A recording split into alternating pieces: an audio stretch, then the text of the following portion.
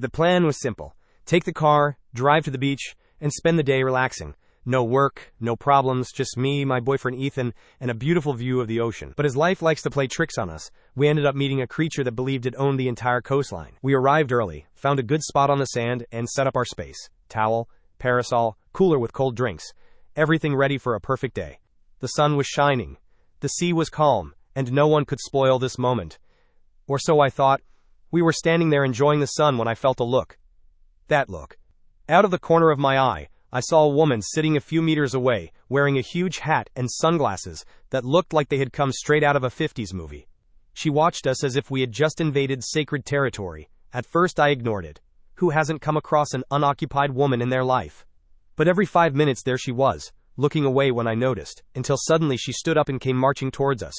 My friend Trina, who had been setting up her beach chair nearby, caught my eye with a concerned look. She'd arrived just minutes after us, planning to spend the day catching up on her summer reading. Now she was watching the approaching woman with growing interest. The woman stopped right in front of us, crossed her arms, and let out an exaggerated sigh, as if she had been forced to deal with the biggest inconvenience in the world. Look, I don't want to be rude, but this is a family beach. I blinked. Ethan, next to me, just raised an eyebrow. Was she really saying that? I looked around. There were groups of friends, straight couples, necking without the slightest shame, teenagers playing frisbee, and nobody seemed to be having a moral crisis about it. But for this woman, the problem was us.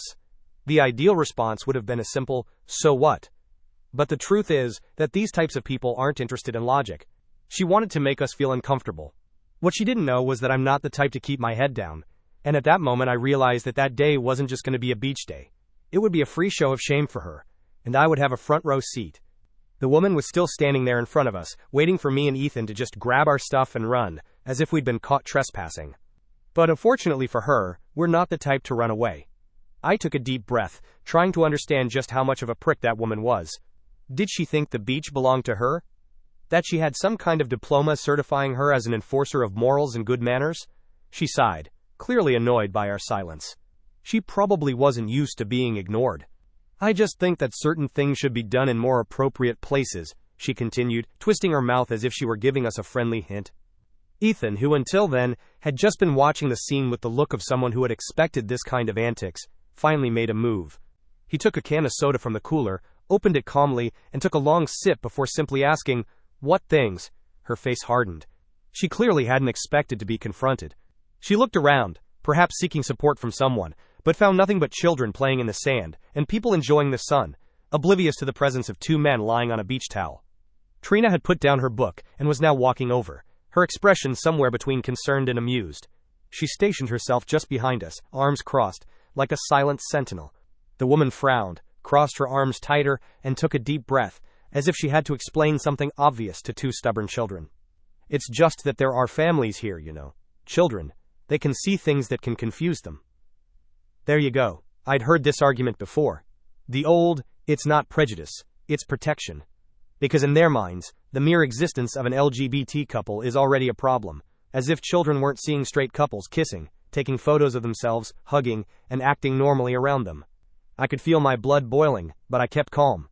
I looked around, as if analyzing my surroundings, and then back at her with a wry smile. "Are you going to talk to that couple over there too?" I asked, pointing to a man and a woman who were literally making out in the middle of the sand. She followed my gaze and for a moment didn't reply, because obviously it didn't bother her. Her discomfort had another name, and I knew that at that moment she realized that she wasn't going to win this argument. But what I didn't know was that she wasn't going to give up so easily. She wanted a scene, and she was willing to make a complete stink to get it. The woman took a deep breath, trying to pull herself together after realizing that she had no argument.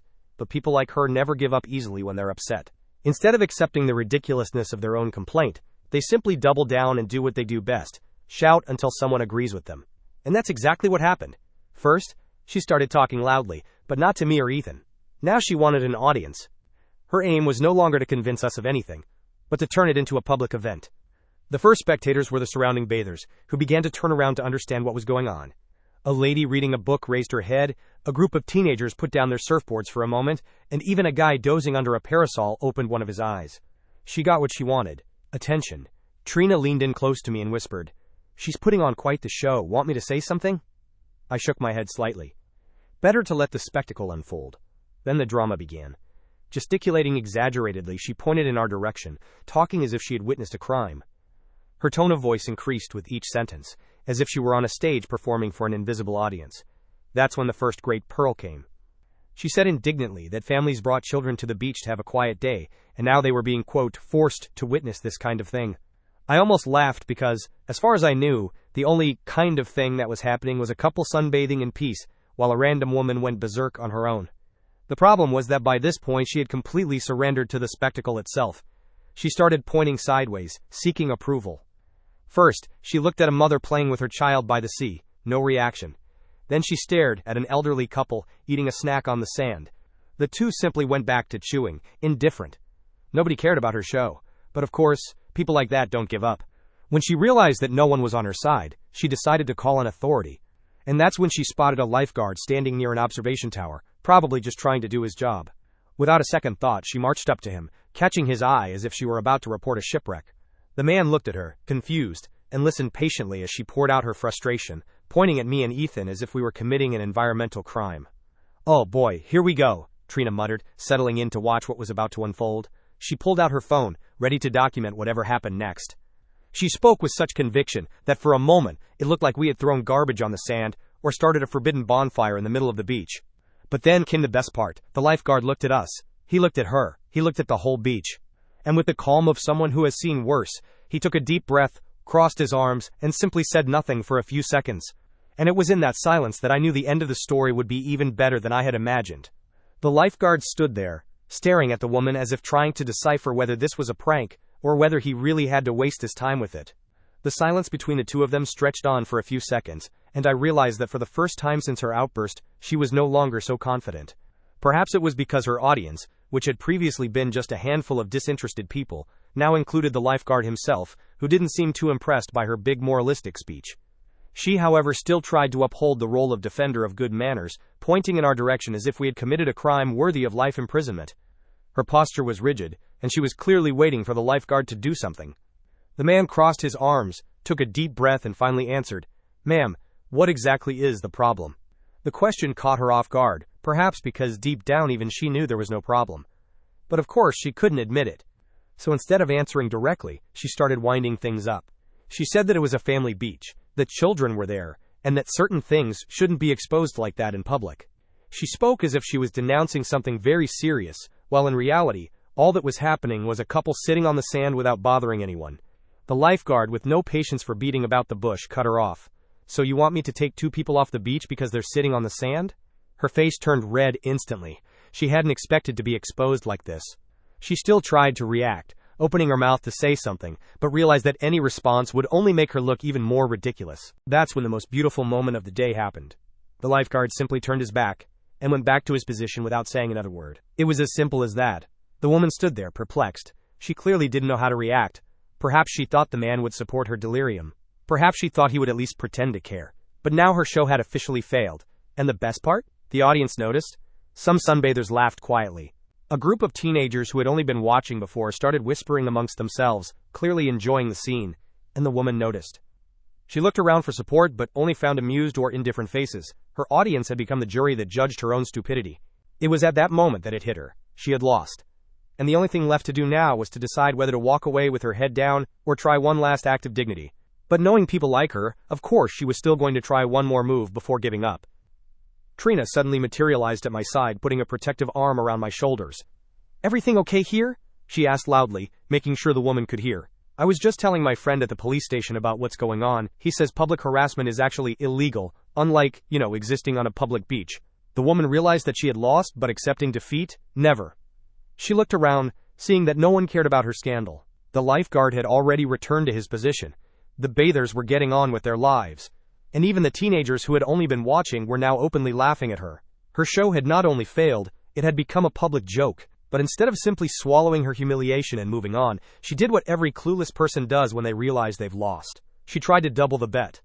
She looked at a couple of policemen patrolling the waterfront. Yes, she had the courage to call the police. Now let's be honest. The woman didn't think we had committed any crime. She just couldn't bear the thought of coming off as the wrong woman. So if no one around was going to side with her, maybe the police would serve as a tool to validate her grievance. She marched up to the officers, gesturing exaggeratedly as she pointed at us. Her posture showed a confidence that should have disappeared a long time ago. I looked at Ethan, and he looked back at me with a tired smile. We already knew how this was going to end. The police officers listened patiently to the woman as she poured out her complaints, probably trying to turn a simple day at the beach into a federal-level scandal. One of the officers looked at us, saw a couple sitting quietly on the sand, and, without even disguising his boredom, signaled for the woman to finish her speech. After listening to everything, one of the officers just shrugged and asked the only question that mattered. "Ma'am, have they done anything illegal?" Her silence was wonderful. It was the exact second she realized she had shot herself in the foot. She opened her mouth, but nothing came out. Her mind was probably spinning, trying to find some excuse that wouldn't make her look completely ridiculous. But it was too late. Everyone around her already knew that she was just trying to make trouble where there was none. The policeman sighed, clearly out of patience, and just said that if she didn't have a real complaint, she'd better get on with her day. She stood there, as if still trying to process the size of her own humiliation, but now everyone was watching, and this time no one held back their laughter. The people who had been watching the show from the beginning began to comment, some laughing, others shaking their heads in pure contempt. The group of teenagers laughed out loud, and one of them even commented something like, "At least now she has a reason to leave the beach," which made half the people around laugh. The woman turned on her heels and stomped off, running away from her own embarrassment. I let out a sigh of relief and leaned back on my towel. Peace at last. And the best thing? From that moment on, the only thing being swept off that beach was her dignity. Trina collapsed onto our beach blanket, laughing. That was better than any show on Netflix. Did you see her face when the cop asked if you'd done anything illegal? "Thanks for having our backs," Ethan said, offering her a cold drink from our cooler. Trina just shrugged with a smile. What are friends for if not to stand by while entitled beach dictators get their comeuppance? Regardless of the situation, have you ever had a Beverly like this in your life? Let us know in the comments, and if you like this video, don't forget to subscribe and like it. Would you like to see more videos like this? Click on the card and don't waste any more time. I'll see you in the next video.